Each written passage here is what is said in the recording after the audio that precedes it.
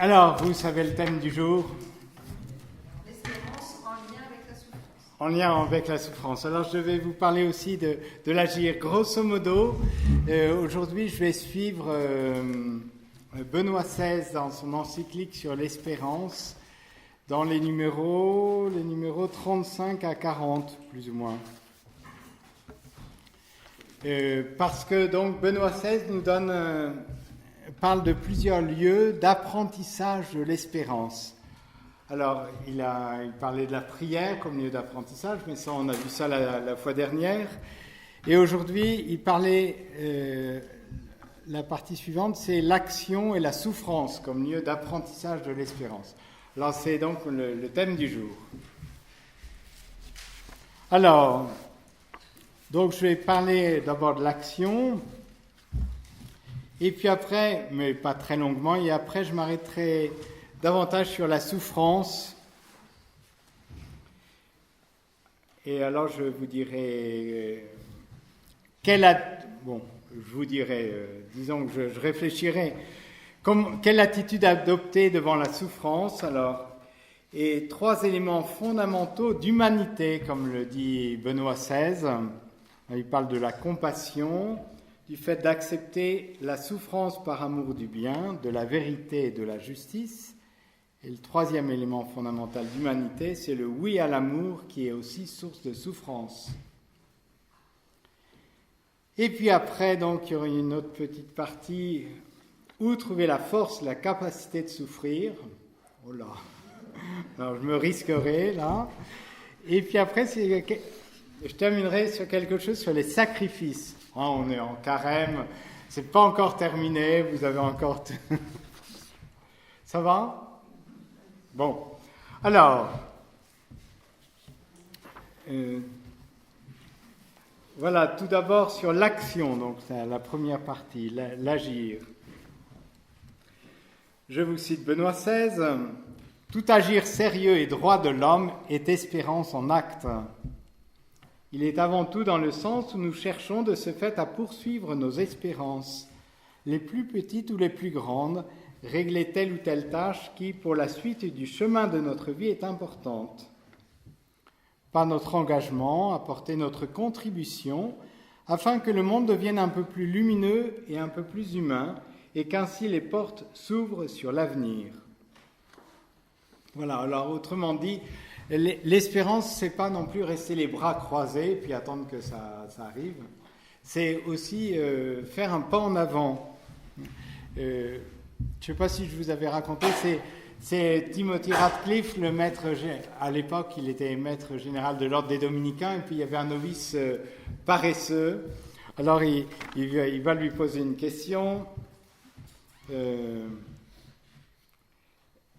Donc, ce novice restait volontiers au lit. Alors, il lui pose des questions et il a répondu qu'il était un signe eschatologique attendant la venue du règne. Bon, il lui a dit, bon, c'est bon, mais maintenant tu te lèves. Voilà. C'est ce que dit saint Paul d'une autre manière. Si quelqu'un ne veut pas travailler, qu'il ne mange pas non plus. Voilà.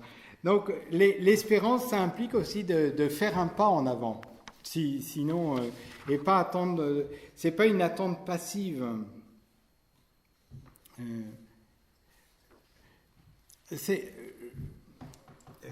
Je pense, on a eu un week-end pour les célibataires il y a quelques semaines, et alors ça vaut pour eux, mais ça vaut pour nous tous d'une autre manière, mais quelquefois, ou même pour une personne âgée, je trouve que les gens attendent qu'on les aide, c'est très bien, mais moi je leur demande, mais qu'est-ce que vous faites pour aider les autres? C'est un peu l'idée, il faut se mettre aussi en marche, on n'attend pas uniquement passivement la grâce du bon Dieu, bien sûr, le bon Dieu veut nous donner sa grâce, mais à un certain moment, il faut peut-être voir ce que, à mon niveau, je peux faire. Bien sûr qu'on ne va pas demander à une personne âgée de courir le 100 mètres, sauf si elle est particulièrement en forme, mais qu'est-ce que je fais à mon niveau et comme je peux, qu'est-ce que je peux donner et pas simplement être toujours à vouloir recevoir, mais uniquement recevoir. Je pense que, de toute façon, une relation, et l'espérance, c'est vraiment ça touche notre relation avec Dieu. Et la relation, il faut que ça marche un peu dans les deux sens. Alors, avec Dieu, bien sûr, c'est inégal, il nous donne beaucoup plus que ce qu'on peut lui donner, c'est évident. Mais il faut qu'il y ait, voilà, dans une relation, ce n'est pas uniquement un sens unique. Et dans l'espérance, je pense que agir, c'est au moins montrer notre bonne volonté. Comme dit la petite Thérèse, le bon Dieu, il voit que j'essaie de monter la première marche, et puis j'y arrive pas, mais j'essaye, et puis au bout d'un moment, il me prend dans ses bras, il m'emmène en haut de l'escalier. Mais n'empêche qu'elle a essayé de monter la première marche. Et je pense que l'agir, c'est aussi ça, c'est essayer, bon, autant qu'on le peut. Après, on est limité, etc. Et puis après, le bon Dieu fait le reste. Mais voilà. Mais en même temps, nous dit Benoît XVI, en même temps, on voit que nos actions sont très limitées et qu'on a besoin d'une grande espérance et pas seulement d'une petite espérance. Ça, c'est des choses qui reviennent souvent dans la parole de Dieu, où on voit que c'est pas uniquement il faut vraiment s'en remettre à Dieu à certains moments. On lui remet encore nos 5 pains et nos 2 poissons, mais après, on lui fait confiance. Et on ne fait pas confiance uniquement aux moyens humains, mais aux moyens de la grâce, à l'amour de Dieu. Voilà. Dans ce même ordre d'idées, donc, nous sommes appelés à poser des actes, à aller de l'avant. Là, je vous citerai peut-être surtout un passage du Concile Vatican II de Gaudium et Spes, qui nous dit qu'il faut bien distinguer le progrès terrestre de la croissance du règne de Dieu. Je ne sais pas si vous connaissez ce document du Concile. Il y a plusieurs documents majeurs du Concile Vatican II. Il y a Lumen Gentium, qui est le document plus fondamental, Dei Verbum, et puis il y a Gaudium et Spes. C'est donc les joies et les espérances. Un spes, c'est l'espérance. Et alors, je vous le cite, ça sera mieux. S'il faut soigneusement distinguer le progrès terrestre de la croissance du règne du Christ, ce progrès, donc terrestre, a cependant beaucoup d'importance pour le royaume de Dieu, dans la mesure où il peut contribuer à une meilleure organisation de la société humaine. Donc, notre part d'investissement humain est important.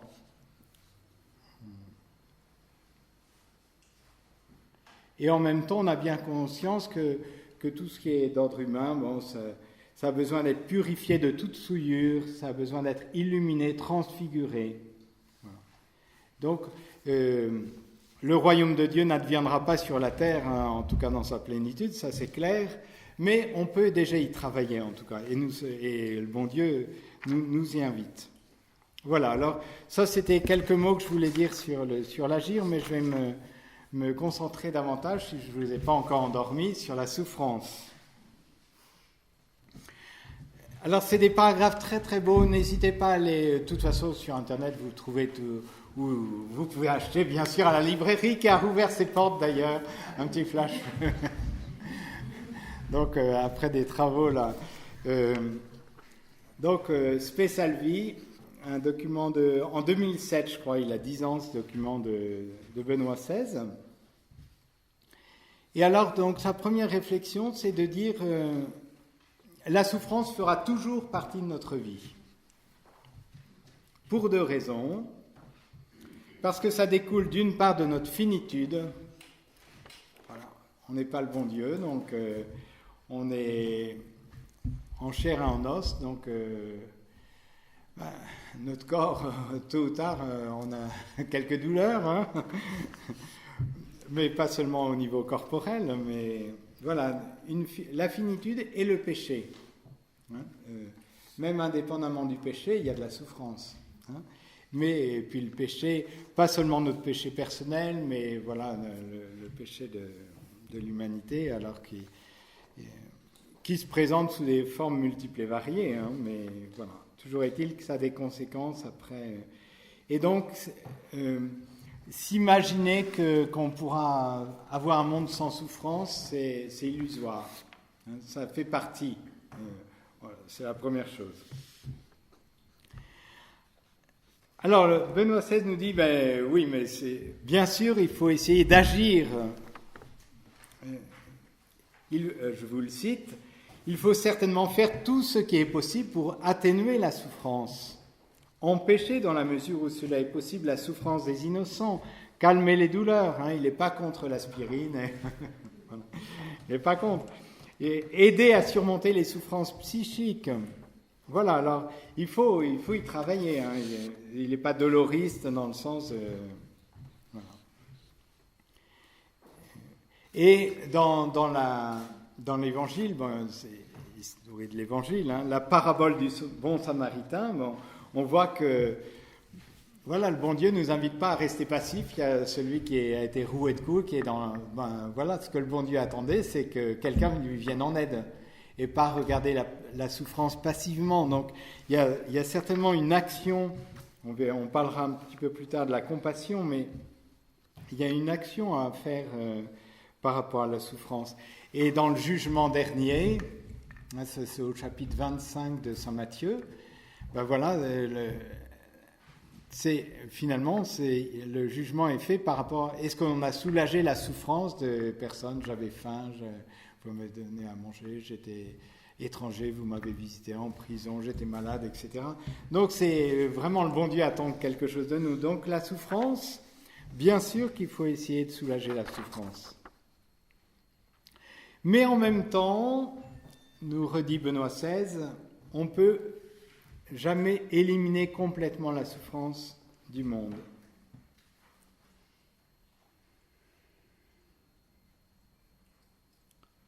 Voilà. Et il va un peu plus loin en disant que ceux qui veulent absolument éliminer la souffrance se retrouvent devant une existence vide.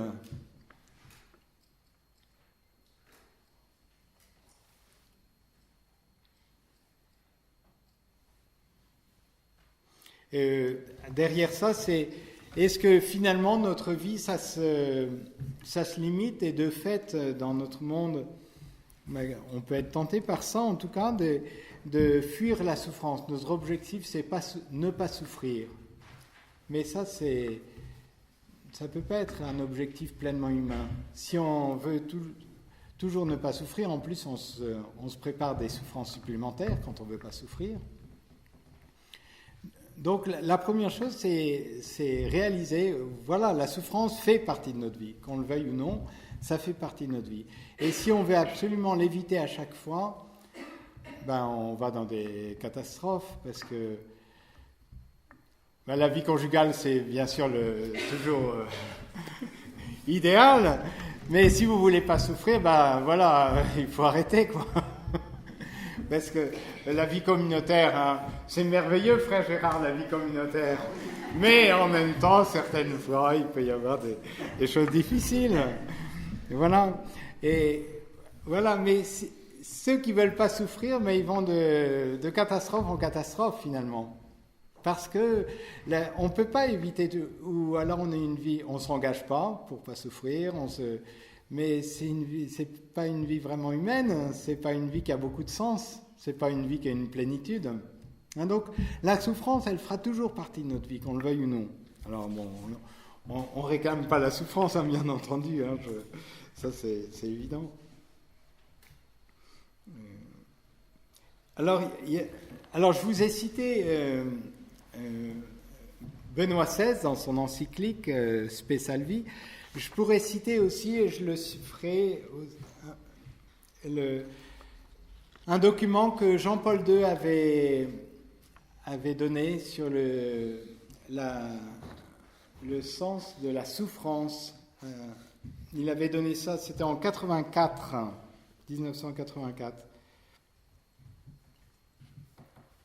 quand il avait parlé de la souffrance salvifique. Voilà. Alors, je reviens sur... je vous cite Jean-Paul II. La souffrance semble appartenir à la transcendance de l'homme. C'est un des points sur lesquels l'homme est en un sens destiné à se dépasser lui-même. Et il est appelé d'une façon mystérieuse. je vous cite maintenant Benoît XVI, « Ce n'est pas le fait d'esquiver la souffrance, de fuir devant la douleur qui guérit l'homme, mais la capacité d'accepter les tribulations et de mûrir par elles, d'y trouver un sens par l'union au Christ qui a souffert avec un amour infini. » Donc voilà, devant la souffrance, alors bien sûr, avant de dire ça, Benoît XVI a dit il faut faire ce qu'on peut. Quand on voit quelqu'un qui souffre, il faut essayer de l'aider. Et puis, on ne court pas derrière la souffrance, bien entendu. Mais à un certain moment, il faut quand même se réaliser qu'on ne peut pas enlever toute souffrance de notre vie.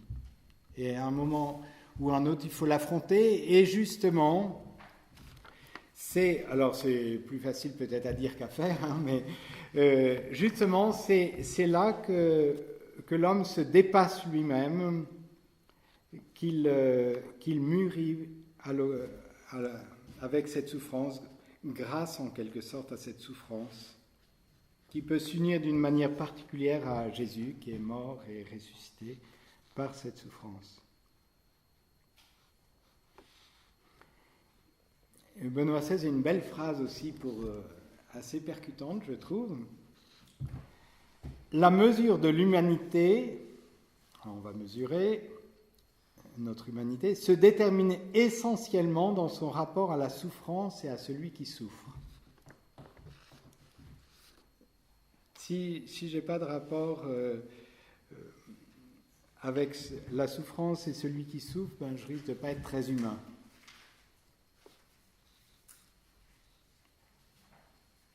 Donc c'est vraiment un lieu où on apprend l'espérance.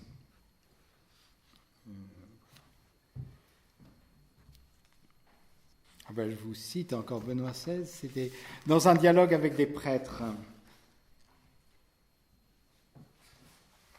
En reconnaissant ce devoir de travailler contre les souffrances causées par nous-mêmes, nous devons aussi reconnaître et comprendre que la souffrance est une part essentielle de notre maturité humaine. La souffrance est une part essentielle de notre maturité humaine. Je pense à la parabole du Seigneur sur le grain de blé tombé en terre qui ne peut que de cette manière, en mourant, porter du fruit. Et le fait de tomber en terre et de mourir ne représente pas simplement un moment, mais il s'agit véritablement du processus d'une vie. Donc la souffrance qui est une part essentielle de notre maturité humaine.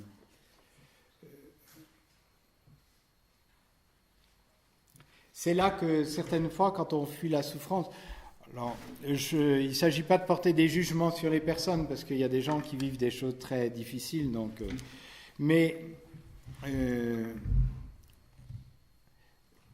aujourd'hui, on a beaucoup de mal avec la souffrance. On a beaucoup de mal, je pense à des couples qui se sont séparés parce que les gens ne voulaient pas souffrir. Et c'était pas non plus le mari qui battait sa femme, etc. C'est que bon, il y avait besoin de le soutenir au jour le jour, et puis voilà, parce que bon, j'en ai marre, toujours le soutenir, du coup on se sépare, et puis voilà. Mais ça, c'est une immaturité de partir à ce moment-là. Alors, je ne veux pas dire que ce soit toujours facile, mais là, c'était pas non plus là. On a du mal à accepter la souffrance quand même. Il y a des générations où peut-être les gens acceptaient davantage la souffrance. Bon, quelquefois, ils vivaient des choses impossibles. Je sais pas. Mais en même temps, ça, c'est vraiment une grande difficulté de pas. On fait comme on est, mais on a besoin de s'entraîner aussi. Et ça va dans le sens de l'espérance, parce qu'on peut porter davantage que ce qu'on pense porter. Alors, d'avoir quelques aînés avant nous qui nous aident et qui nous encouragent, si, continue, tu tiens le bon bout, voilà, c'est précieux. Mais on a besoin de pas s'arrêter au premier, à des choses qui sont douloureuses, mais pas non plus impossibles. Quand Jean-Paul II était venu à Lourdes le 15 août 83, il s'était adressé aux malades. Il leur avait adressé 3 petites lumières. La première, c'était de prendre conscience de la souffrance sans la minimiser, sans la majorer. Et voilà,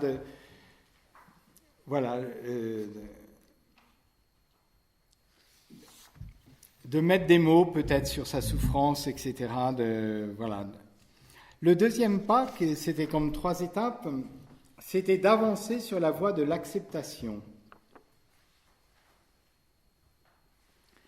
Parce que, dit Jean-Paul II, la foi nous assure que le Seigneur peut et veut tirer le bien du mal.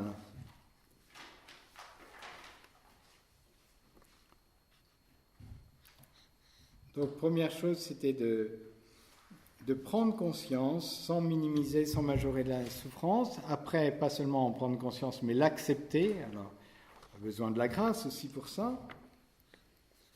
Et troisième pas qu'il proposait, c'était d'en faire l'oblation, offrir cette souffrance pour l'humanité. Et Jean-Paul II invitait justement les malades en disant qu'ils avaient une mission spéciale.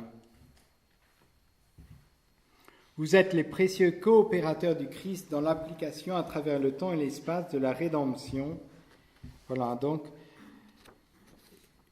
quand on souffre, on a une mission aussi. Et c'est important de le savoir que cette souffrance n'est pas inutile.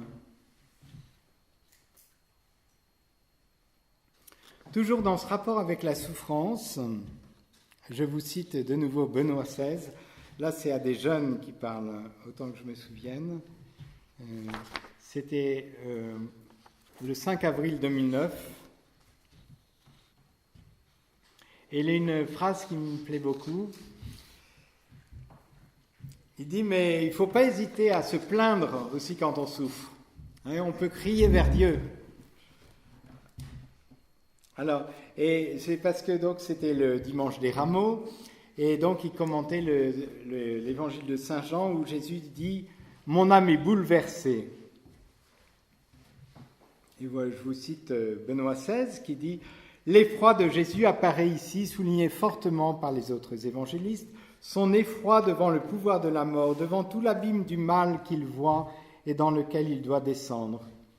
Le Seigneur souffre nos angoisses avec nous. Il nous accompagne à travers l'ultime angoisse jusqu'à la lumière. » Puis viennent en Saint Jean les 2 demandes de Jésus. La première exprimée seulement au conditionnel. « Que puis-je dire, dirais-je, Père, délivre-moi de cette heure ?» En tant qu'être humain, Jésus aussi se sent poussé à demander que lui soit épargnée la terreur de la passion. Et nous pouvons aussi prier ainsi. Nous aussi, nous pouvons nous plaindre au Seigneur, comme Job le fit, lui présenter toutes les demandes qui, face à l'injustice du monde et aux troubles de notre propre moi, surgissent en nous. Devant lui, nous ne devons pas nous réfugier dans des phrases pieuses, dans un monde factice. Prier signifie toujours aussi lutter avec Dieu. Et comme Jacob, nous pouvons lui dire « Je ne te lâcherai que si tu me bénis ». Il ne faut pas se réfugier dans des phrases pieuses, mais vraiment, j'aime bien cette expression de Benoît XVI. Dans la prière, c'est cette acceptation dont parlait Jean-Paul II, ça ne se fait pas forcément c'est pas forcément si facile que ça. Donc, mais de crier. La dernière fois, je crois que je vous avais dit pour les psaumes, le bon Dieu nous apprenait, il nous donnait les mots pour apprendre notre prière, mais au-delà des mots, il nous apprend une attitude. Alors, dans les psaumes, il y a des cris quand même. « Pourquoi dors-tu, Seigneur ?» Je ne sais pas. Alors, mais c'est le bon Dieu qui nous donne ces mots pour prier. Pour prier. Alors, à des moments difficiles, il ne faut pas avoir peur de reprendre ces mots. Alors, une réflexion de Marthe Robin pour la souffrance, je crois qu'elle en connaissait quelque chose quand même, mais qui montre aussi cet équilibre dans l'attitude vis-à-vis de la souffrance. Il ne s'agit pas de courir derrière la souffrance, bien entendu, mais voilà, Mais cette souffrance, grâce à Jésus, elle peut avoir une fécondité. Alors je vous cite Marthe Robin, ou quelqu'un veut lire, pour changer de voix, pour vous réveiller, qui veut lire? Non, je lis. Bon. Ne nous créons pas nos souffrances. Bon, c'est clair, hein, c'est pas la peine d'en rajouter. Mais quand elles se présentent, comme Jésus, comme Marie, portons-les vaillamment. La souffrance prend la valeur que lui donne celui qui la porte. De grâce, ne souffrons pas pour rien, c'est trop triste. Je connais maintenant la joie la plus pure, la plus douce qu'on puisse connaître, celle de vivre pour les autres et pour leur bonheur. C'est en pensant aux souffrances de Jésus-Christ, à son amour rayonnant sur la croix, que je suis parvenu à m'unir à lui dans une communion intime et constante. Voilà, alors ça résume peut-être un peu cette attitude vis-à-vis de la souffrance, on ne court pas derrière, mais voilà, quand elle est là, on demande cette grâce justement en contemplant Jésus de la vivre au mieux, parce que nous savons aussi qu'elle a une fécondité. Ça va ? Alors, ça, donc, c'était, après avoir parlé de l'action, quelle attitude adopter dans la souffrance, devant la souffrance. Là, c'est 3 éléments fondamentaux d'humanité que je vais vous dire à la suite de Benoît XVI.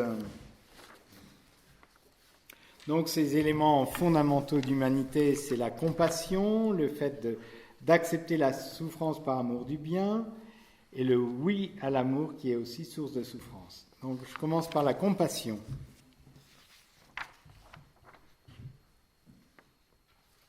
Voilà, je vous cite Benoît XVI. Il n'en reste pas moins que souffrir avec l'autre pour les autres, souffrir par amour de la vérité et de la justice, souffrir à cause de l'amour et pour devenir une personne qui aime vraiment, ce sont des éléments fondamentaux d'humanité. Leur abandon détruirait l'homme lui-même. Donc, qu'est-ce qui fait qu'on ait un bel élément d'humanité, la compassion.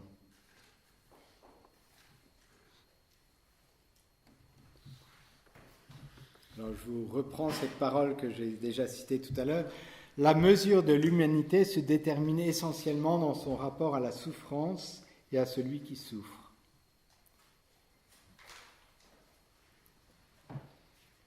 Alors donc, nous sommes invités à ne pas nous éloigner de ceux qui souffrent. Ce qui arrive souvent, c'est quand on voit quelqu'un qui souffre, on ne sait pas quoi lui dire, donc on évite de lui rendre une visite. Mais voilà, le bon Dieu ne nous demande pas forcément de dire beaucoup de paroles, mais quelquefois on n'a pas grand-chose à dire. Hein. Bon. Mais déjà d'être là, parce que sinon c'est encore pire quand quelqu'un ne va pas bien et du coup on ne va pas le visiter parce qu'on se trouve un peu penaud. Et c'est vrai qu'on n'a pas forcément grand-chose à dire, mais du coup, voilà, un premier élément, on pourrait dire, dans la compassion, c'est de s'approcher. C'est précisément ce que fait le bon samaritain. Les autres, ils s'éloignent, ils passent de l'autre côté de la route. Lui, il s'approche. Et c'est en s'approchant aussi. Si on ne s'approche pas, on ne voit pas ce dont l'autre a besoin de toute façon. C'est quand on s'approche aussi qu'on voit. On ne pourra peut-être pas l'aider, c'est peut-être pas de notre sort, il faut peut-être appeler les secours, je ne sais pas. Mais si on ne s'approche pas, c'est sûr qu'on ne verra pas trop. Voilà. Alors bon, on a peur de s'approcher parce qu'on a peur que ça nous prenne. Voilà, donc...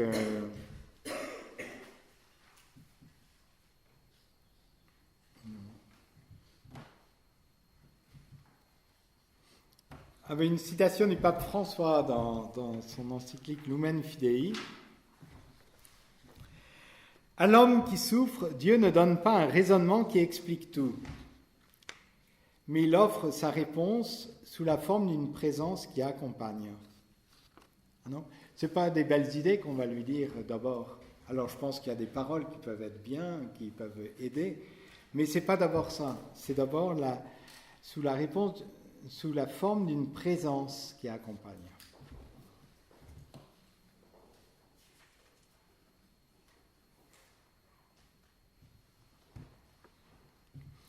Alors, je vous cite donc sur la parabole du bon samaritain, c'est Jean-Paul II.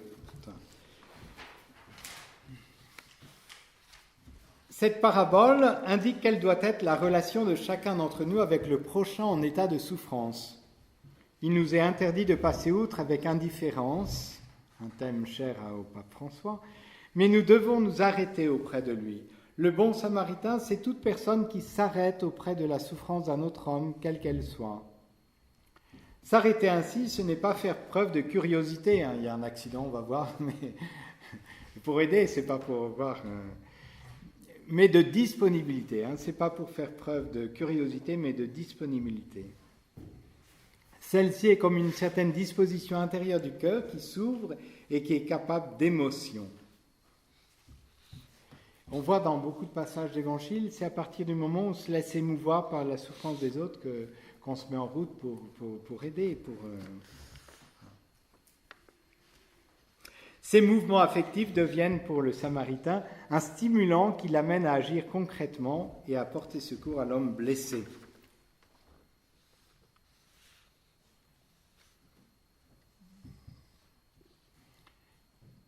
Et alors, donc, la compassion qui est comme un lieu d'humanité et d'humanisation, on pourrait dire. Alors, Jean-Paul II continue, donc c'est dans ce document Salvifici Doloris, en disant que finalement, à travers la personne qui souffre, le Seigneur vient développer notre humanité aussi.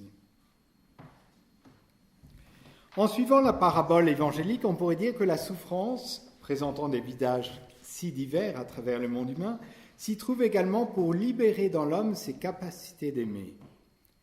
Très précisément ce don désintéressé du propre moi au profit d'autrui, de ceux qui souffrent. Le monde de la souffrance humaine ne cesse d'appeler, pour ainsi dire, un monde autre, celui de l'amour humain.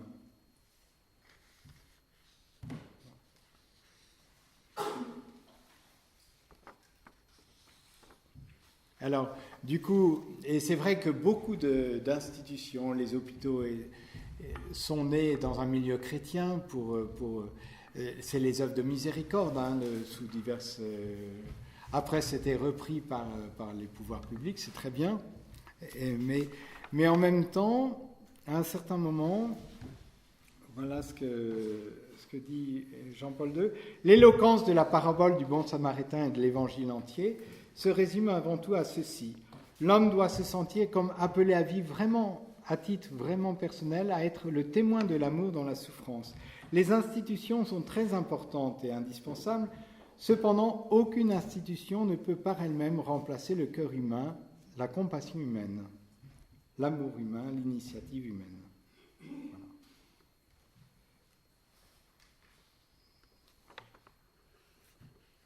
Alors on a l'exemple pour la compassion, on a l'exemple de Marie au pied de la croix.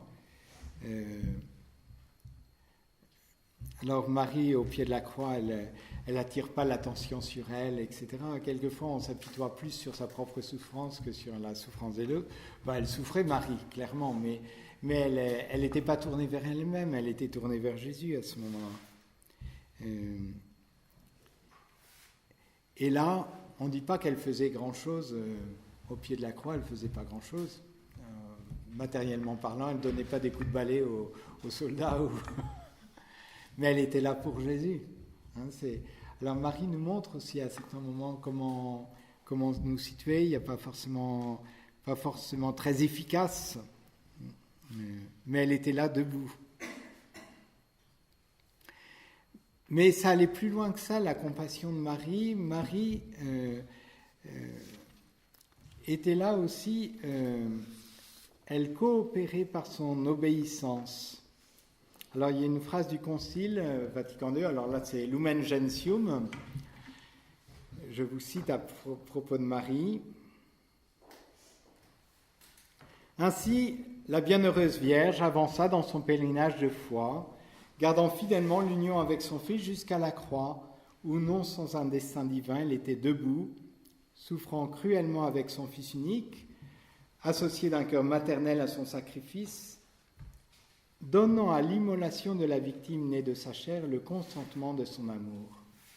Marie n'était pas... Elle consentait aussi à cette offrande, c'est un pas supplémentaire que d'être là et tout ça. Elle comprenait certainement pas... pas en main tous les tenants et les aboutissants, mais elle, elle faisait confiance à Dieu. Et encore un peu plus loin même, c'est les pères de l'Église qui disaient que toute la foi et l'espérance de l'Église, à ce moment-là, reposaient dans le cœur de Marie. Marie gardait l'espérance. La compassion est un acte de foi qui voit plus loin que l'immédiat. Et parce que, d'une manière un peu mystérieuse, mais Marie, elle ne savait pas exactement comment ça se ferait, mais elle savait que ça ne serait pas le point final. Et du coup, c'est déjà, elle pressentait la lumière de Pâques, d'une certaine manière.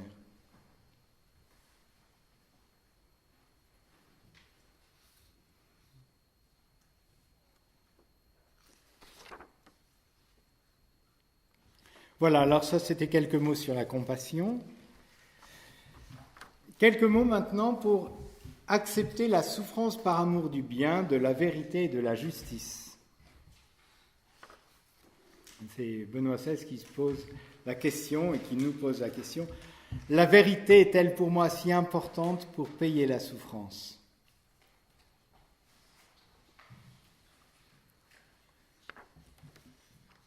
Je vous le dis.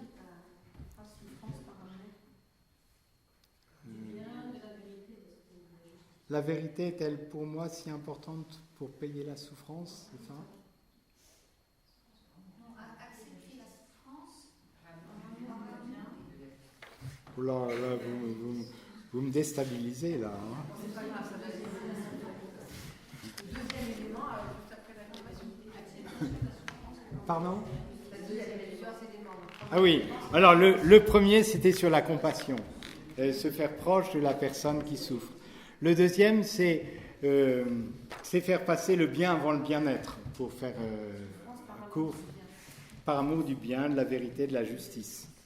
Oui, c'est ça, accepter la souffrance. Voilà, j'arrive. Pardonnez. Oui, accepter la souffrance par amour du bien, de la vérité, de la justice. Alors, je vous cite Benoît XVI encore, au numéro 38. La capacité d'accepter la souffrance par amour du bien, de la vérité et de la justice est constitutive de la mesure de l'humanité.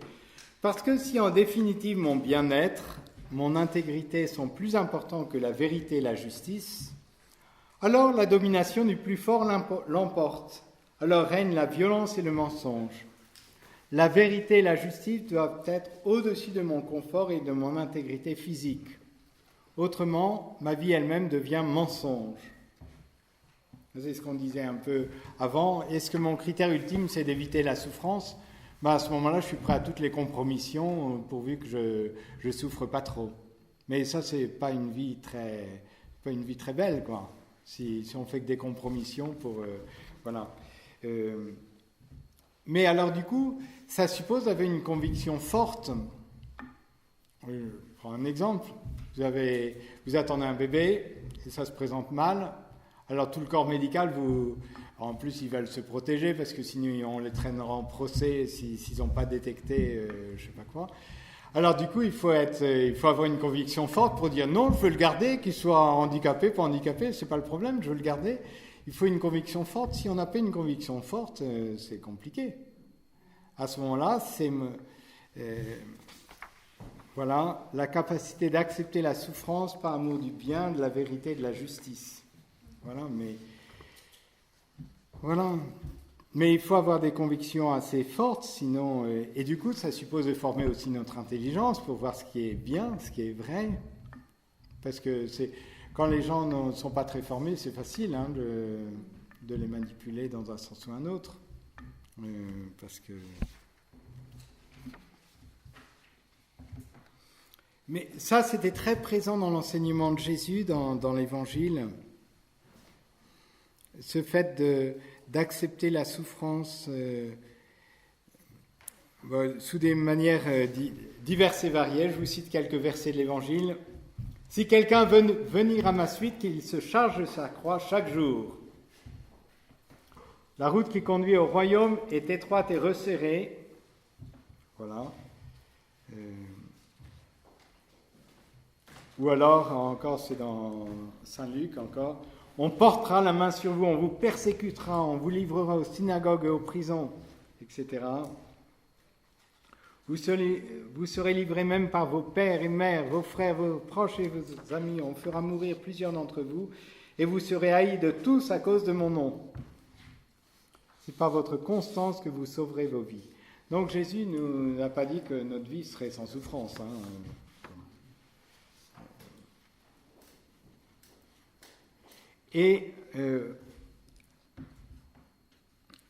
Mais en même temps que Jésus annonce la souffrance, il annonce aussi qu'on aura une force pour porter la souffrance. Mais justement dans le passage que je viens de dire, mettez-vous donc bien dans l'esprit que vous n'avez pas à préparer d'avance votre défense, car moi je vous donnerai un langage et une sagesse à quoi nul de vos adversaires ne pourra résister ni contredire. Ou alors vous vous rappelez peut-être des martyrs du Japon, Paul Miki, donc ils les ont crucifiés, et eux étaient dans la joie alors qu'ils étaient crucifiés. Bon, c'est pas, je crois qu'ils avaient une grâce très particulière. Voilà, c'est un peu mystérieux, mais dans les actes des martyrs, ça c'est quelque chose qui revient. On voit que d'une façon assez mystérieuse, voilà, ils ne sont pas écrasés par la souffrance, alors que objectivement, voilà, c'est une souffrance.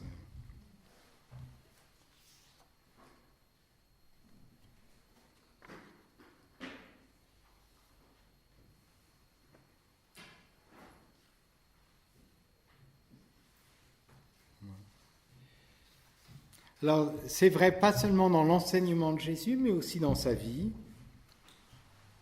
C'est l'épître aux Hébreux qui nous dit « Au lieu du plaisir qui lui était offert, il a enduré la croix. » C'est au chapitre 12 de l'épître aux Hébreux, au verset 2. « Au lieu du plaisir qui lui était offert, il a enduré la croix. » C'est exactement ça. Hein. Accepter la souffrance par amour du bien, de la vérité et de la justice. Et comme par contraste, on voit l'attitude de Pilate dans le récit de Saint Jean à 3 reprises, je crois. Il ne voit aucun motif de condamnation. Il le dit, mais Moïse lave les mains et puis il le livre. C'est pas très cohérent. Mais par peur de souffrance, par peur d'avoir des ennuis, voilà. Et Jésus nous appelle à une cohérence. Si on voit que c'est la vérité, ben voilà.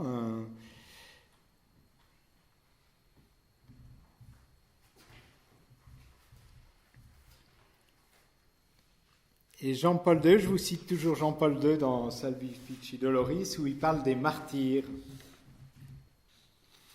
La souffrance est aussi un appel à manifester la grandeur morale de l'homme, sa maturité spirituelle.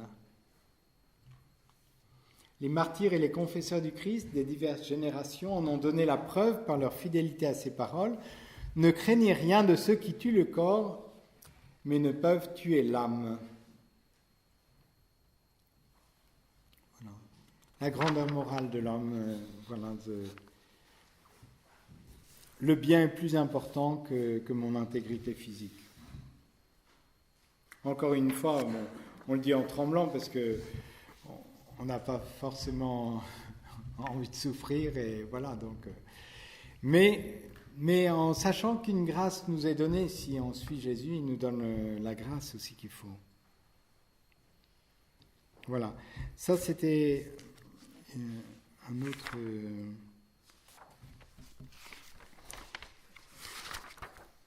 Alors, il y avait 3 éléments fondamentaux d'humanité. Il y avait la compassion, il y a le fait de cette grandeur morale où je suis fidèle à mes convictions et à ce que je pense être vrai, bon, juste. Et puis la 3e chose, c'est le oui à l'amour qui est aussi source de souffrance. Je vous cite encore Benoît XVI, dans Spe Salvi toujours. Le oui à l'amour est aussi source de souffrance, parce que l'amour exige toujours de sortir de mon moi, où je me laisse émonder et blesser. L'amour ne peut nullement exister sans ce renoncement qui m'est aussi douloureux à moi-même. Autrement, il devient pur égoïsme, et de ce fait, il s'annule lui-même comme tel.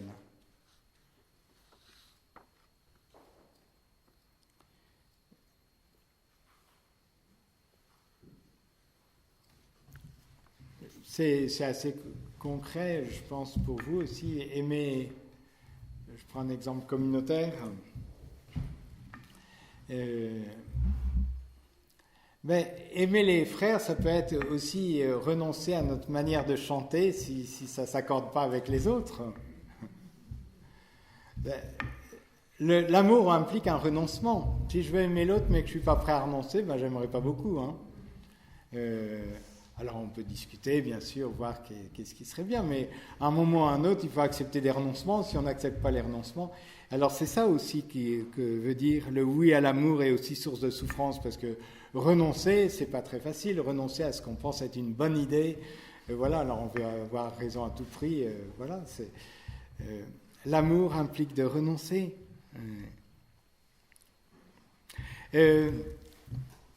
Raniero Cantalamessa parle de différents niveaux de l'amour. Il parle de l'amour captatif, mais qui n'est pas un vrai amour. Où, voilà, j'aime le chocolat, mais c'est pas de façon désintéressée pour le chocolat. C'est pour moi, bien sûr. Mais là, comme c'est le carême, Marie-Pierre n'en a pas apporté, alors je vais devoir attendre la fois prochaine. Bon, après, il y a l'amour... l'amour oblatif, qui est déjà quelque chose de beau, un amour de générosité, etc. Mais Raniero Cantalamessa dit il y a une étape ultérieure à cet amour oblatif. Parce que dans l'amour de générosité, il peut y avoir une certaine part d'orgueil et de retour sur soi. Voilà, je suis bon et puis je donne aux autres, et voilà. C'est l'amour qu'il appelle, je crois, l'amour de souffrance. Accepter de souffrir pour les autres et par les autres. Et ça, c'est une plus grande maturité dans l'amour, quand on accepte ça. Est-ce que c'est pas très glorieux de souffrir pour les autres ? Leur donner plein de choses et tout ça, notre ego peut s'y retrouver un petit peu, mais souffrir pour les autres, c'est plus compliqué que notre ego s'y retrouve. C'est ça, le oui à l'amour est aussi source de souffrance, cet amour aussi qui accepte de souffrir.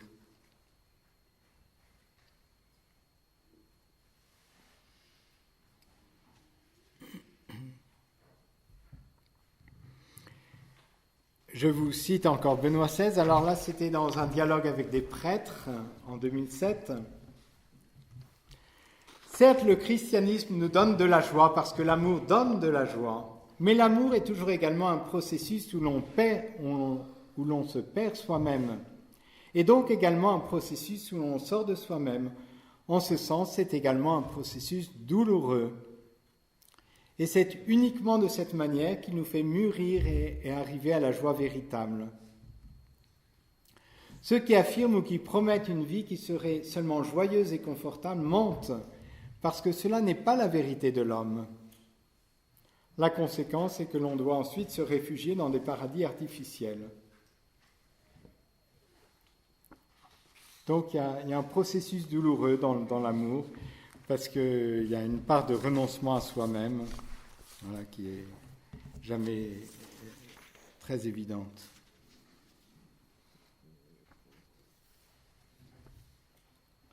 Je vous cite cette fois-ci le pape François, j'aime bien citer les papes, décidément, je saute de l'un à l'autre.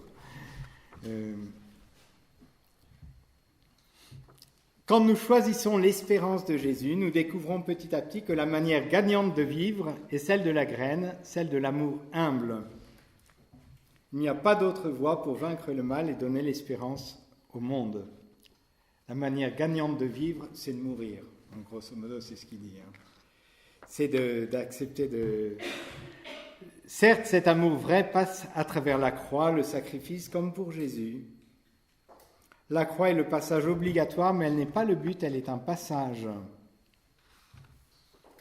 Et après, donc, le pape François prend l'image de la femme qui enfante. Elle est dans la peine, c'est dans Saint Jean, au chapitre 16, verset 21. Elle est dans la peine parce que son heure est arrivée, mais quand l'enfant est né, elle ne se souvient plus de sa souffrance, toute heureuse qu'un être humain soit venu au monde. Et voilà, alors c'est le processus de l'amour, c'est du même ordre. C'est quelque chose qui donne la vie, mais qui passe par des souffrances. L'accouchement n'est pas sans douleur. Donc ça, c'était les 3 éléments d'humanité fondamentaux d'humanité, la compassion, l'amour du vrai, et puis l'amour qui accepte de se dépouiller quelque part pour... Alors, où trouver la force, la capacité de souffrir? C'est le numéro 39 de Spesalvi.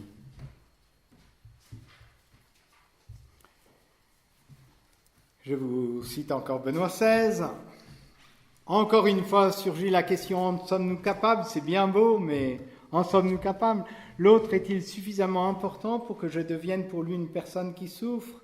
La vérité est-elle pour moi si importante pour payer la souffrance? La promesse de l'amour est-elle si grande pour justifier le don de moi-même?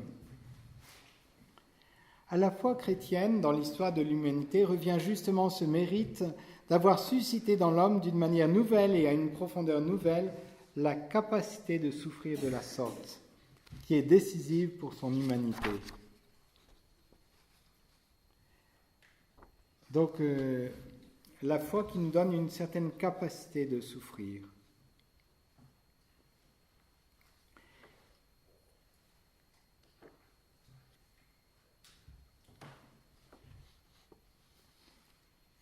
Alors, par la suite, Benoît XVI détaille un petit peu en disant combien le fait de contempler la croix de Jésus est quelque chose d'important pour nous. Alors, on se prépare, là, on va rentrer dans le temps de la Passion. Parce que la croix, c'est vraiment un lieu d'espérance. C'est un peu paradoxal quelque part, mais je vous cite Pape François. Comme on est l'espérance de la croix. Regarde la croix, regarde le Christ crucifié, de là t'arrivera l'espérance qui ne disparaît plus, celle qui dure jusqu'à la vie éternelle. C'est pas une petite espérance, c'est une grande espérance. Hein, il y avait au Crux Spes Unica, non, il n'y a pas un vieux chant qui disait ça. Bon, enfin, je suis pas très bon, hein, mais voilà. Alors, parce que dans la croix, d'abord, il y a cette proximité de Jésus.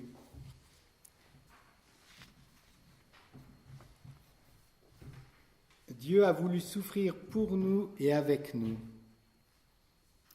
Et à travers la croix, il nous manifeste que l'homme a pour Dieu une valeur si grande, que lui-même s'est fait homme pour pouvoir compatir avec l'homme de manière très réelle, dans la chair et le sang.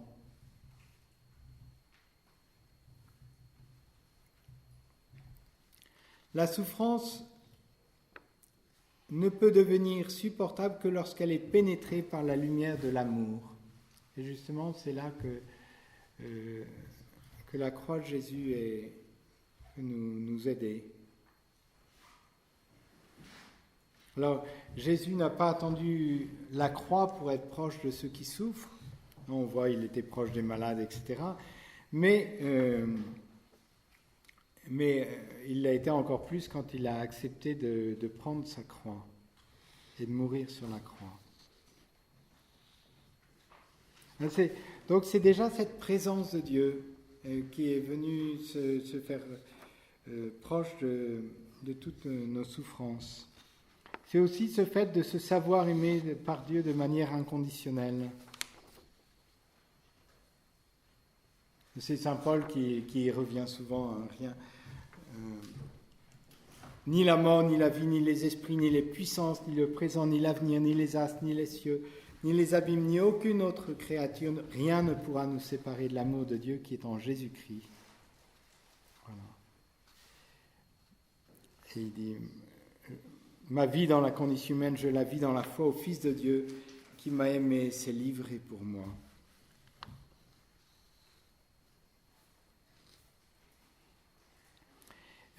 Alors, il y a cette proximité de Jésus, il y a ce fait que je sais que Dieu m'a aimé, Et du coup, il y a aussi un sens à la souffrance qui nous est donné à travers la croix de Jésus.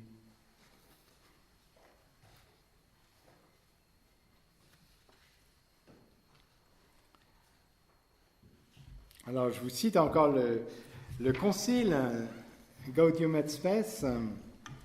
C'est donc par le Christ et dans le Christ que s'éclaire l'énigme de la douleur et de la mort qui, hors de l'Évangile, nous écrase.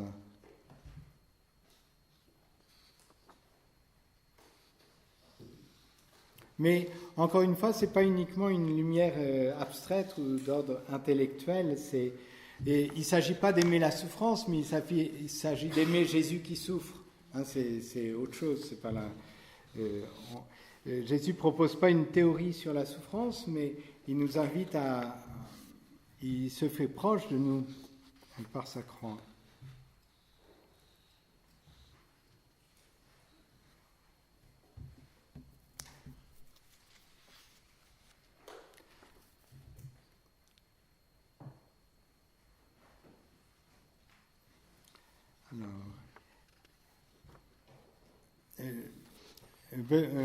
C'est Jean-Paul II qui parlait de la souffrance comme un appel, une vocation.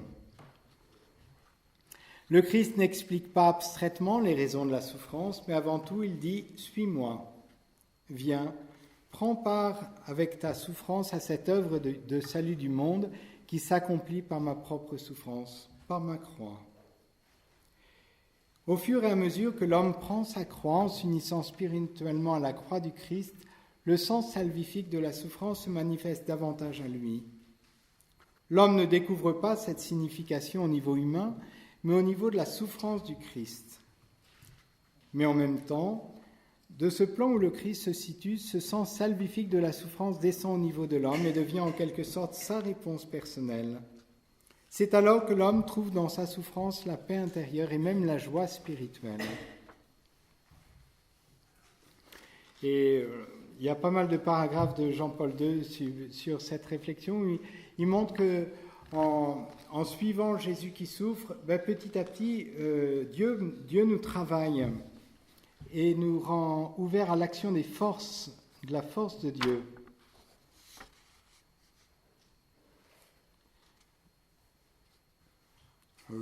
Vous pourrez lire toute cette lettre de Jean-Paul II, hein, Salvifici Doloris.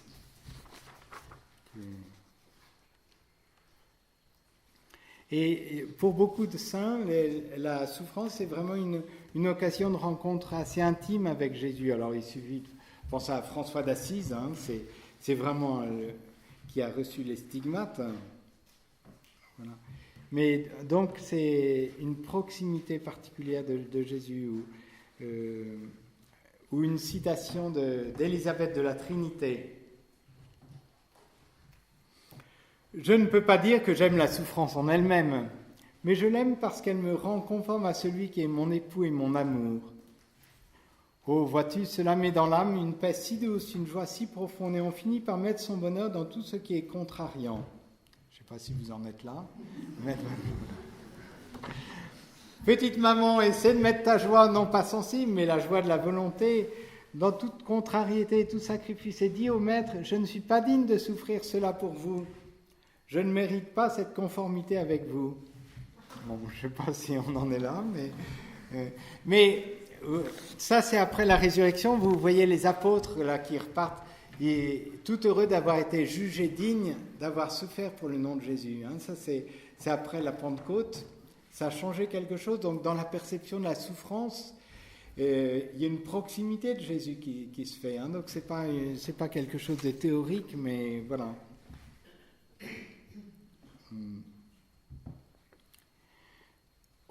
Toujours Élisabeth de la Trinité. Oh mon Dieu, vous savez que si je souffre, si je désire surtout tant souffrir, ce n'est pas en pensant à mon éternité, mais seulement pour vous consoler, pour vous ramener des âmes, pour vous prouver que je vous aime. Voilà, pour fortifier l'amour de... Voilà. Donc la souffrance, elle devient féconde. Et ça, c'est très précieux de savoir... Quand on sait que notre souffrance peut avoir une fécondité, c'est quelque chose qui nous aide.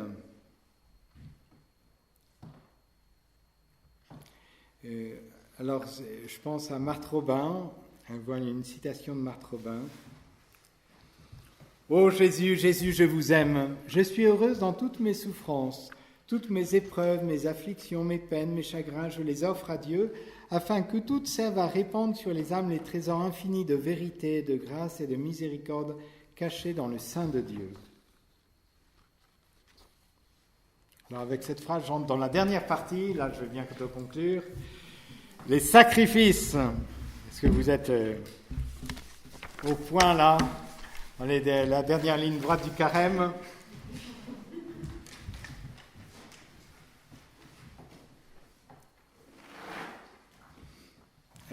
Alors, ça, il y a une citation très connue de Saint Paul. Là, je ne sais pas autant que je me souvienne, c'est dans les Colossiens, au chapitre 1, verset 24, mais je peux me tromper. Hein, voilà. C'est... je complète dans ma chair ce qui manque aux épreuves du Christ pour l'Église, pour son corps qui est l'Église. Et alors, c'est... nos souffrances, c'est pas nos souffrances en elles-mêmes qui ont une valeur, c'est dans la mesure où elles sont unies à celles de Jésus, hein, que c'est une valeur. Et c'est Jésus qui leur donne une valeur, c'est pas nous par nous-mêmes, mais dans la mesure où nous sommes unis à Jésus, voilà, elles prennent une valeur. Je crois que c'est le... Il me semble que c'est le curé d'Ars qui disait quelque chose. Vous voyez, quand vous êtes là, je vois quelque chose, c'est comme le 0 à côté du 1, ça fait 10. Mais quand vous n'êtes pas là, ça fait toujours 0. On peut dire la même chose vis-à-vis de Jésus. Nos souffrances, s'il n'est pas là, ça fait toujours 0, mais s'il est là devant, ça fait 10. Voilà. C'est lui qui leur donne de la valeur. Et alors, Benoît XVI, un paragraphe, c'est le numéro 40, il parle d'offrir les petites peines du quotidien.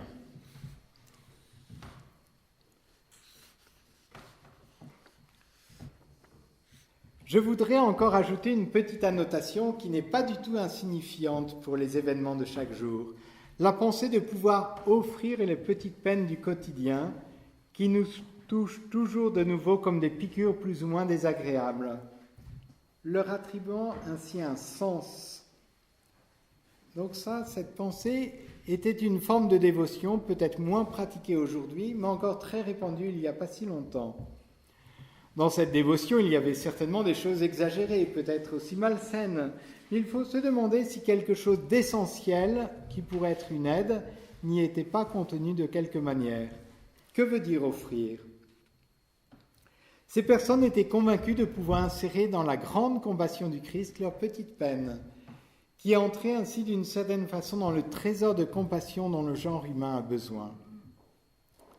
De cette manière aussi, les petits ennuis du quotidien pourraient acquérir un sens et contribuer à l'économie du bien, de l'amour entre les hommes. Peut-être devrions-nous nous demander vraiment si une telle chose ne pourrait pas redevenir une perspective judicieuse pour nous aussi. Je pense que c'est... vous pourrez essayer, mais c'est vrai d'offrir des choses qui ne sont pas très agréables, mais savoir que voilà, ça pourra servir, Jésus s'en servira comme il veut, mais voilà, c'est pas inutile, c'est quelque chose qui nous aide, et qui nous aide à apporter les choses désagréables en évitant de râler.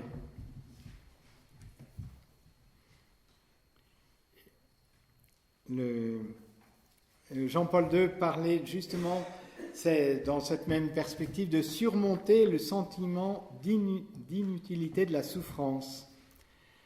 Cette impression qui est parfois profondément enracinée dans la souffrance humaine, mais qui devient une source de joie quand justement on surmonte ce sentiment d'inutilité. Non seulement la souffrance ronge intérieurement la personne, mais elle semble faire d'elle un poids pour autrui.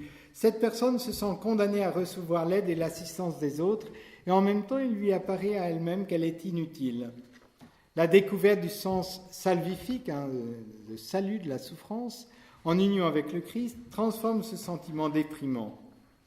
La foi dans la participation aux souffrances du Christ porte en elle-même la certitude intérieure que l'homme qui souffre complète ce qui manque aux épreuves du Christ. Voilà. Et que je suis utile.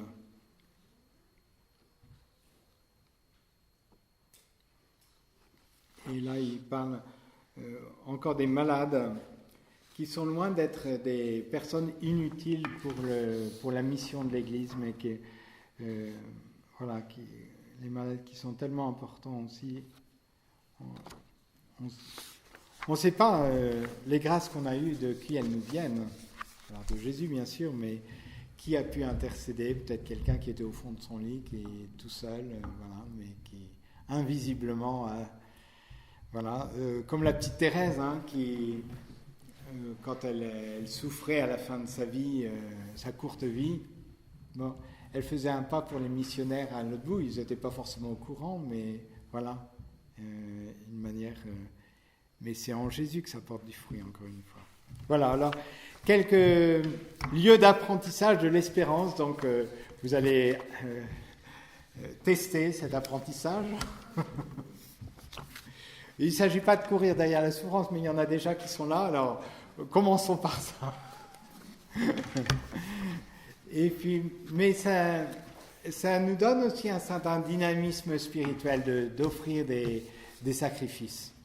Quelqu'un qui ne fait jamais aucun sacrifice, je doute un peu de sa vitalité spirituelle.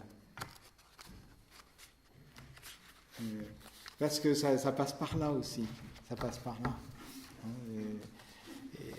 Voilà. Encore une fois, il ne s'agit pas de macération malsaine, c'est pas ça, mais de toute façon, il y a plein de choses qui nous contrarient dans une journée, je pense, plus ou moins, qui nous énervent. Donc ça fait des belles occasions à offrir, des belles choses à offrir. Voilà, vous avez peut-être des questions.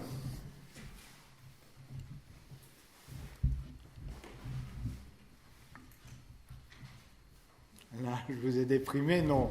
Non, c'était pour espérer. À la lumière de ce que vous dites au sujet de la souffrance, on peut conclure que la souffrance est utile. Oui, la souffrance est utile. Elle est utile dans la mesure où elle est offerte. C'est Père André qui prenait l'image du gaz. Vous ouvrez le robinet de gaz, comme ça vous intoxique. La souffrance, elle nous intoxique comme ça. Mais si, pas quand le gaz a tout rempli, mais au départ, vous mettez une petite allumette, vous pouvez vous chauffer, vous éclairer, et faire votre cuisine. Voilà, donc, mais la souffrance, c'est un peu ça. Soit elle peut nous intoxiquer complètement, et nous empoisonner complètement la vie, la souffrance, ça c'est vrai. Mais si on a cette petite étincelle qui nous vient de notre foi et de notre espérance, alors... c'est plus compliqué pour eux, c'est plus compliqué. C'est plus compliqué quand on a la chance de savoir que ça peut être utile, que dans l'invisible, notre souffrance, elle n'est pas perdue, et qu'on n'est pas un poids mort pour la société. C'est quand même un peu désagréable à vivre quand on est une personne âgée et puis qu'on a l'impression d'être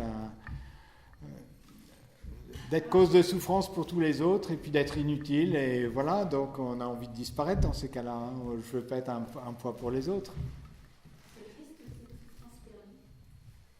Oui, la souffrance perdue, si on ne l'offre pas, elle est perdue.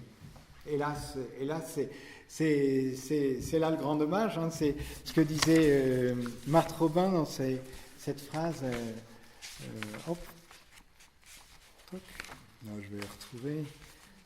Elle disait, c'est trop bête, il ne faut pas...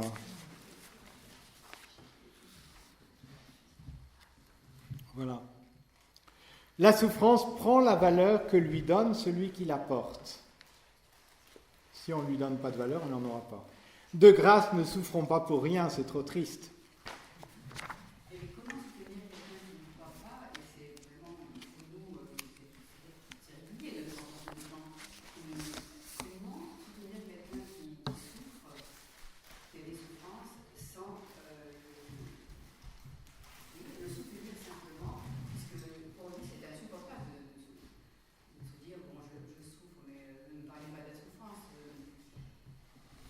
C'est ça qui m'intéresse, moi. C'est de savoir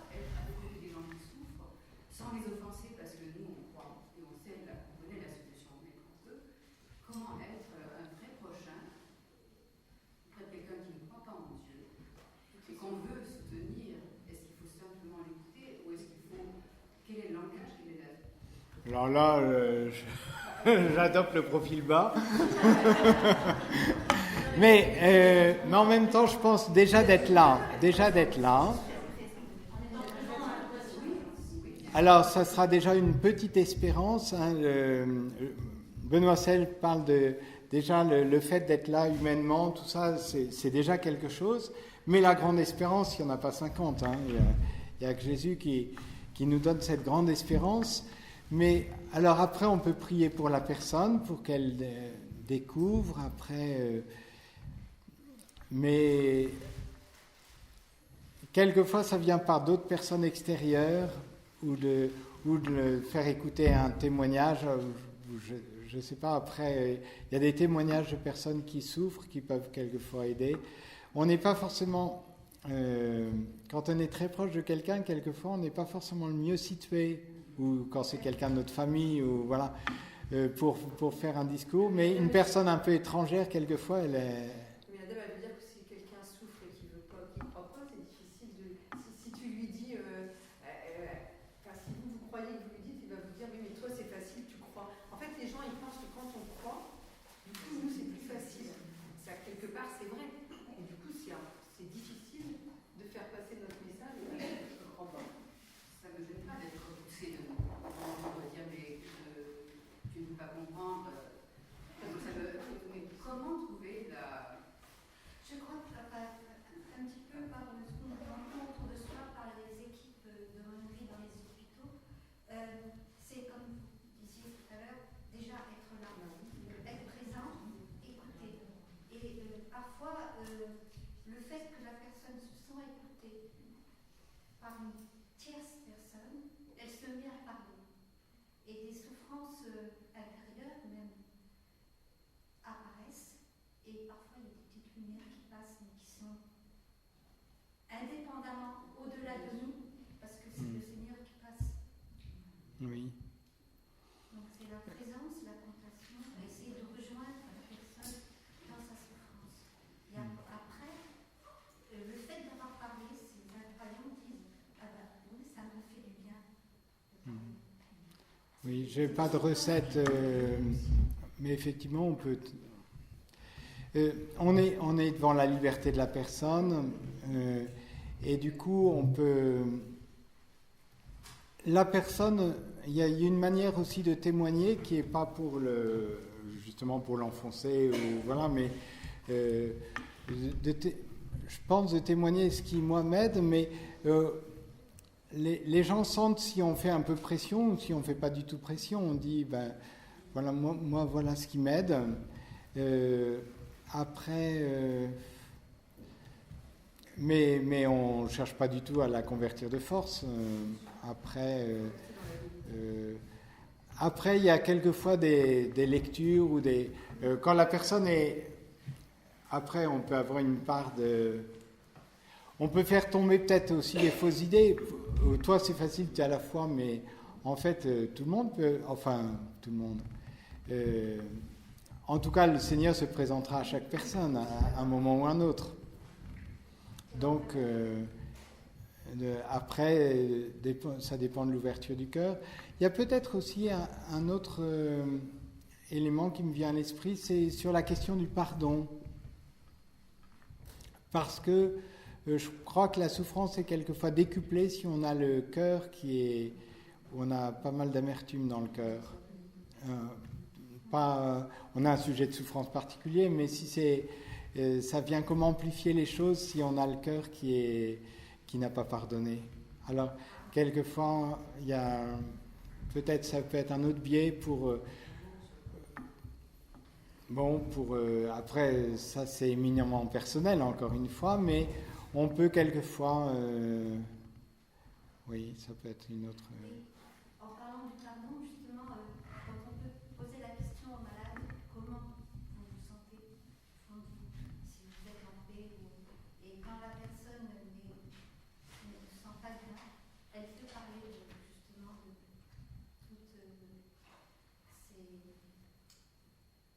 tout ce passé parfois avec de la famille, des enfants ou autres, et petit à petit, en parlant de l'amour humain, quelque chose qui peut se passer.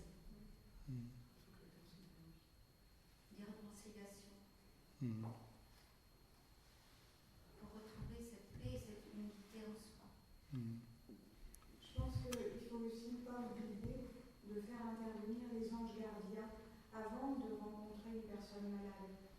Les prier et il se passe toujours quelque chose. Oui, je pense que... alors après, on l'exprime d'une manière diverse. Ça peut être d'invoquer les anges gardiens, effectivement, qui sont bien là. Ça peut être aussi de demander à l'Esprit Saint d'avoir un petit moment d'intériorité avant d'aller voir la personne pour être simplement attentif à ce qui nous vient à l'esprit, que le bon Dieu voudra nous inspirer à ce moment-là pour la personne. Quelquefois, c'est des choses...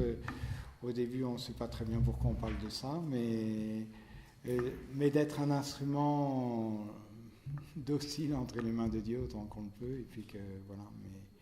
Mais sachant qu'il y a beaucoup de choses qui se passent dans l'invisible, au-delà de ce qu'on pourra dire. Voilà. Je pense qu'il faut rester aussi ouvert au fait que quand on va voir une personne malade ou souffrance, on arrive un peu comme si c'était nous qui donnions quelque chose. Je pense qu'il faut aussi recevoir de la personne. Parce que la personne souffrante, elle a quelque chose à donner. Elle a quelque chose à nous apprendre. Donc il ne faut pas y arriver en concurrence. C'est moi qui donne, c'est moi qui... Voilà. Je pense qu'il faut vraiment rester humble et se dire que la personne souffrante donne. Et nous ouvre énormément sur le cœur, l'esprit. Et nous fait grandir notre foi. Puis après, il y a la différence aussi entre la souffrance physique et la souffrance morale. Mm. Quelqu'un qui souffre physiquement, c'est peut-être plus facile que quelqu'un qui souffre moralement. La souffrance morale, c'est très difficile. On arrête là.